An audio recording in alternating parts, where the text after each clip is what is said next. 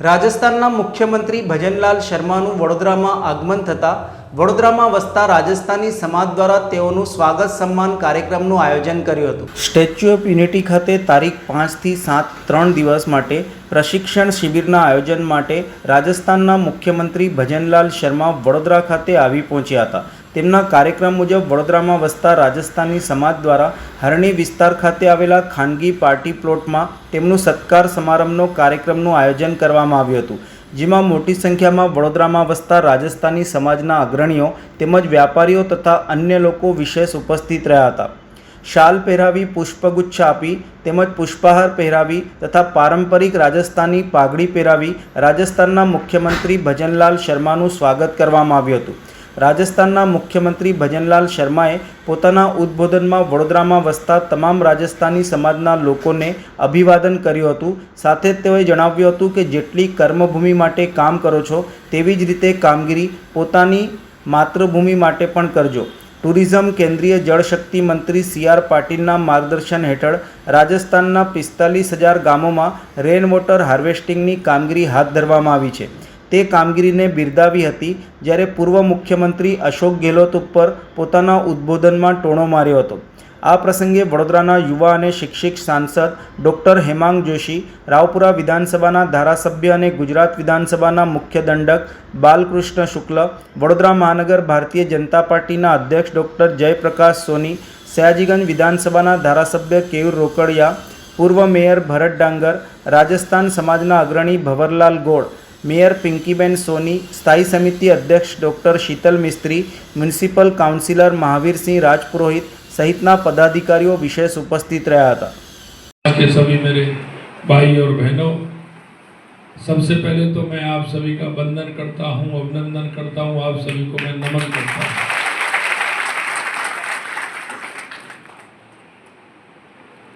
मुझे खुशी इस बात की है कि मेरे को ऐसा नहीं लग रहा है कि मैं बड़ौदा हूं।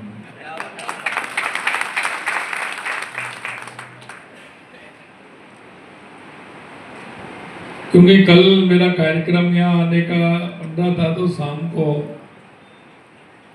हमारे राष्ट्रीय महामंत्री विनोद तावड़े जी का फोन आया कि ऐसे ऐसे कार्यक्रम बना रहे हैं, आपको कुछ समय हमें देना होगा। तो मैंने कहा हमारा समय तो आपके ही लिए है। और जब प्रवासी राजस्थानों की बात आती है तो वो पूरा समय उन्हीं के लिए होता है।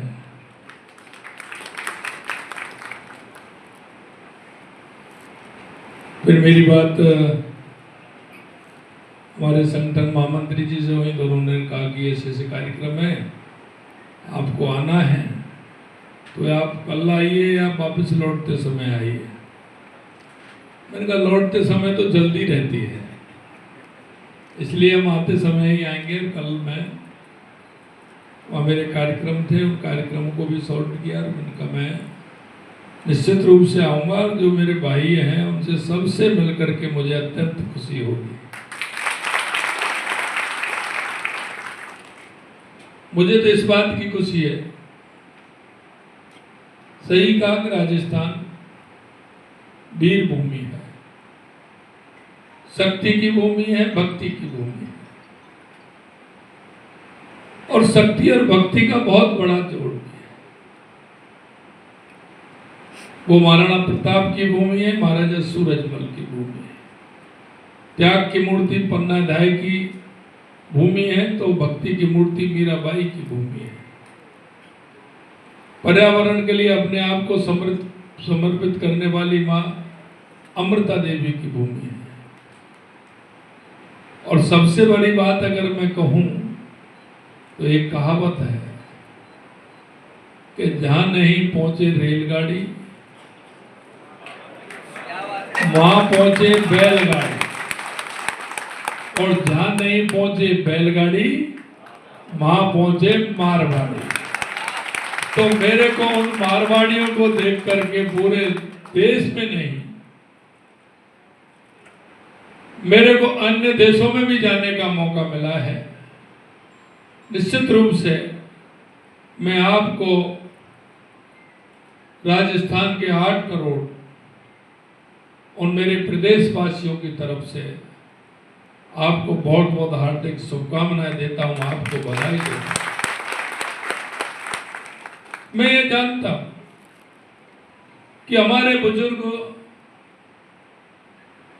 वहां से देश के अन्य अन्य कोनों में किस तरह से आए, उस समय की क्या परिस्थिति थी, उन्होंने जो रास्ता चुना पूरे देश में व्यापार का, पूरे देश में काम का, और उसके बाद वो पूरी दुनिया में भी छा गए। लेकिन मुझे खुशी इस बात की है कि आज भी आप राजस्थान की और शक्ति की, भक्ति की धरती, संस्कार की धरती और विचार की धरती को लेकर के आप अपना नाम पूरी दुनिया में रोशन कर रहे हैं। इसकी बहुत बड़ी खुशी है। और आज भी उस मिट्टी से आप जुड़े हुए हैं। आज भी उस मिट्टी के प्रति आपका गहरी आस्था है। और वो मैं इसलिए कह सकता हूं कि आप साल में 2 बार नहीं तो 1 बार तो आप निश्चित रूप से राजस्थान आते हैं।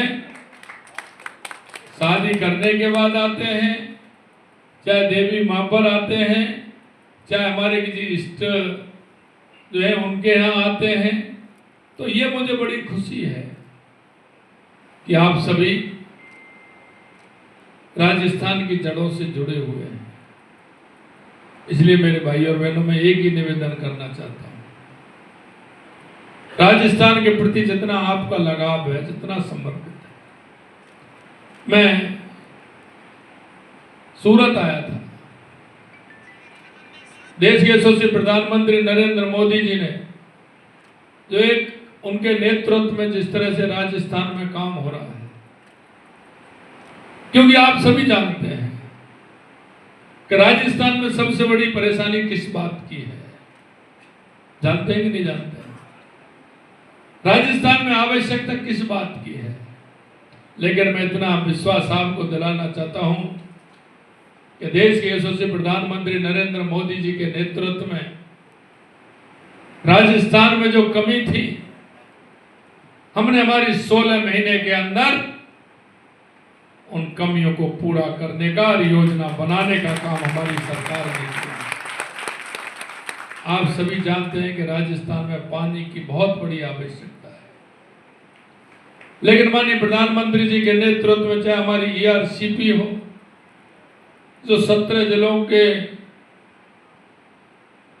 लोगों की प्यास बुझाने का काम करेगी, किसानों के लिए सिंचाई का काम करेगी, चाहे हमारे यमुना समझौता हो, या हमारा इंदिरा गांधी गंग नहर हो जिसके लिए 3400 करोड़ रुपए दिए, चाहे हमारी देवास स्कीम हो, चाहे हमारी माई योजना से हमारे पाली सिरोही के लिए पानी सोम कमला के माध्यम से जाए, चाहे नर्मदा के माध्यम से हमारे सांचौर और बाड़मेर, रानीवाड़ा, हमारे जालौर और उसमें पानी आए।